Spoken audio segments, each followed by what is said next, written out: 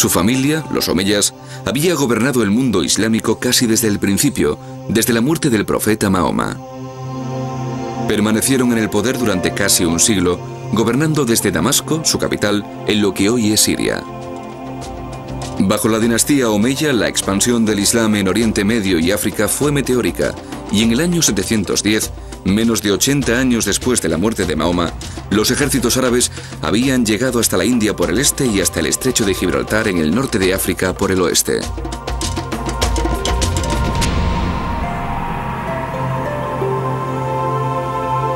El ascenso y expansión del Islam fue uno de los acontecimientos más importantes de la historia.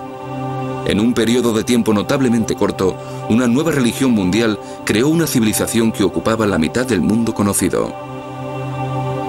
El mundo musulmán estaba gobernado por el califa, la persona que ocupa el lugar del mensajero, Mahoma. Pero en la década del 740, muchos musulmanes empezaron a no considerar a los omeyas como los gobernantes ideales, y su poder comenzó a resquebrajarse a la vez que luchaban contra la dinastía rival de los abásidas por el control del califato. A diferencia de los omeyas, los abásidas podían demostrar que eran descendientes directos del profeta Mahoma. El califa omeya Marwan II tuvo que enfrentarse a una importante rebelión abásida. Fue expulsado de la capital y murió en su último reducto de Egipto. Con él pereció la dinastía omeya, y los abásidas se aseguraron de que el cambio de dinastía fuera permanente, asesinando a todos los miembros de la familia rival que encontraron donde quiera que estuvieran. Abderramán, que entonces tenía unos 20 años, se las arregló para escapar a la carnicería. Junto a su hermano pequeño Yahía, se refugió con las tribus beduinas del desierto. Pero los abásidas perseguían a sus enemigos sin piedad, y los hermanos no podían permanecer quietos. Cuando llegaron al río Éufrates, los dos hermanos se lanzaron al agua apenas escapando a las espadas de los soldados abásidas. Pero su hermano pequeño no pudo llegar a la otra orilla y fue asesinado. Abderramán se las arregló para huir y comenzó su larga y penosa marcha por el norte de África. Huyó hacia el oeste porque su madre era de allí, pero ni siquiera la tribu Nazfa, de la que provenía su madre, se arriesgó a esconderle.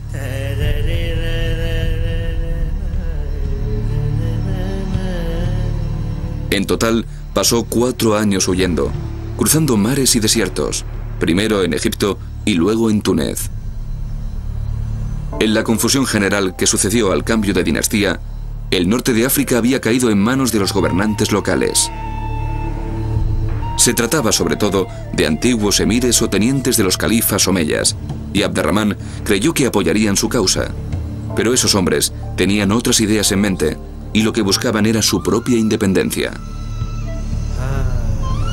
En tiempos traicioneros como aquellos, Abderramán enseguida se dio cuenta de que su vida corría peligro, y continuó huyendo hacia el oeste, refugiándose entre las tribus bereberes.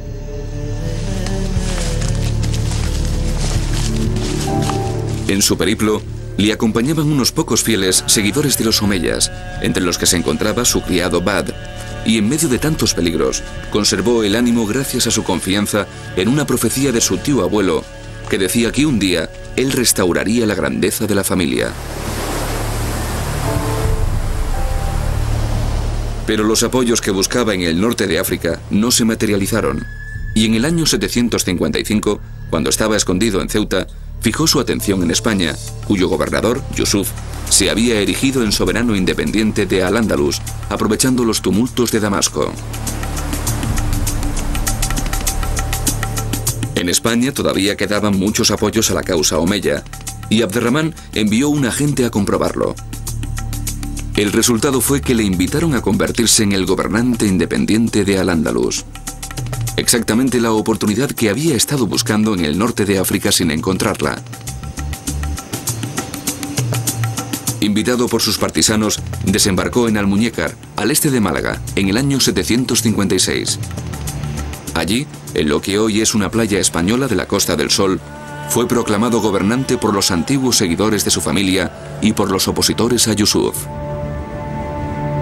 Con su apoyo, Abderramán y sus seguidores consiguieron suficiente respaldo para hacerse con el poder y planear la constitución de un estado omeya en Al-Ándalus en desafío al resto del imperio islámico, que ahora estaba en manos de los abásidas.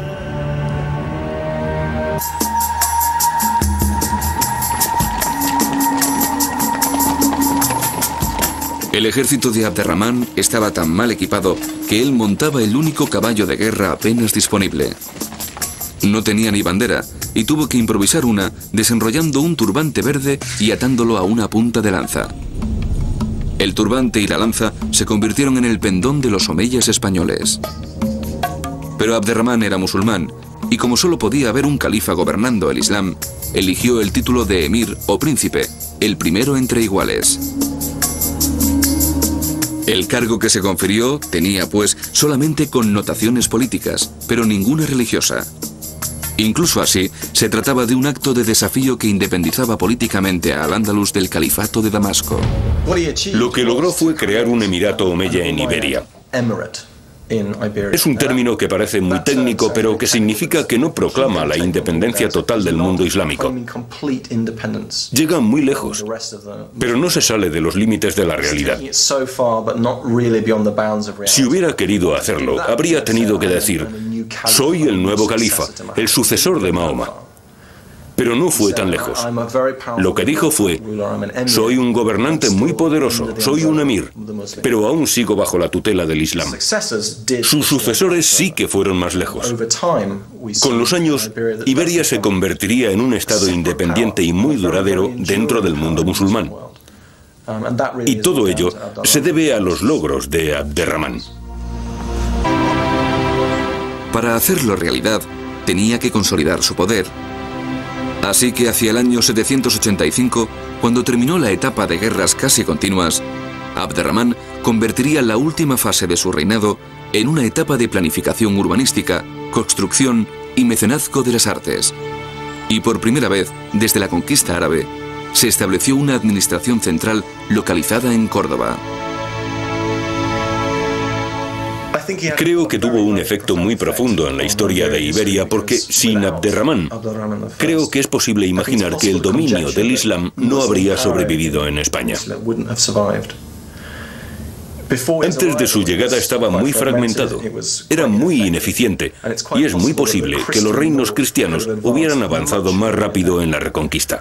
Abderramán I estableció una autoridad central poderosa y fundó una dinastía que perduraría durante siglos. En vez de contemplar el colapso del Islam en España tras una rápida expansión temporal, estamos ante un reino que duraría siglos y no habría sido posible sin Abderramán.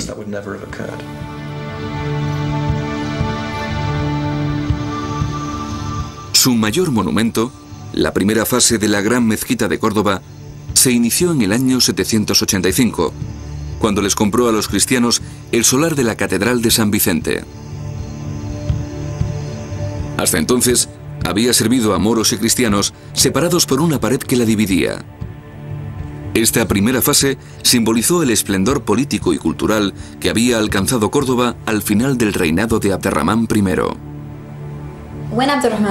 Cuando llegó Abderramán, nada garantizaba que su familia se las arreglaría para hacerse con el control de la península.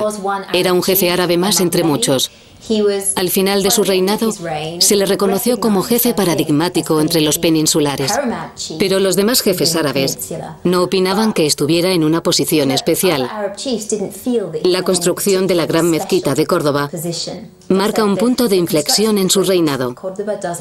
Quizá a partir de entonces es cuando se puede hablar de la fundación de una dinastía.